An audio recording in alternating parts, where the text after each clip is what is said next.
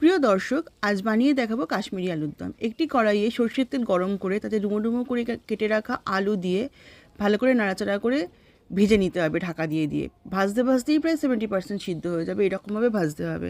আলুগুলি যখন লাল লাল হয়ে যাবে তখন সেগুলো তুলে রাখতে হবে।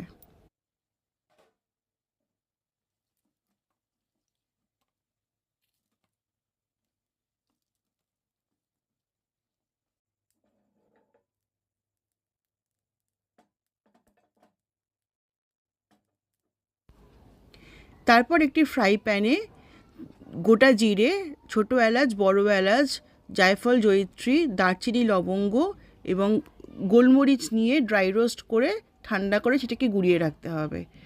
তারপর যে কড়াইয়ে আলু ভেজেছিলাম সেই কড়াইয়ে সর্ষের তেলের উপর আর একটু ঘি দিয়ে দিতে হবে।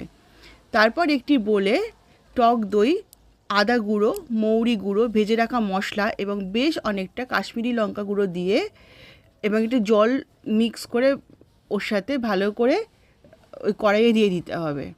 দিয়ে নাড়াচাড়া করে আগে থেকে ভেজে রাখা আলুগুলি দিয়ে দিতে হবে।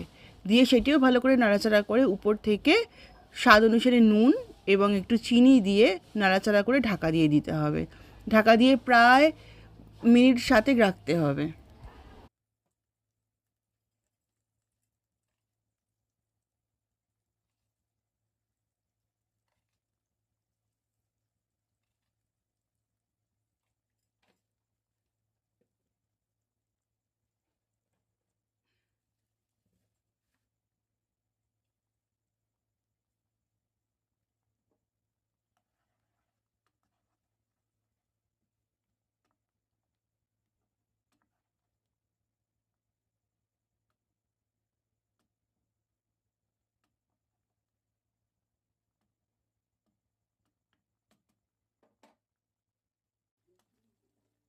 সাত মিনিট পর ঢাকা খুলে দেখা যাবে যে গ্রেভিটা অনেক ঘন হয়ে এসেছে। তখন আমার কাশ্মীরি আলুর দম একদম রেডি পরিবেশনের জন্য।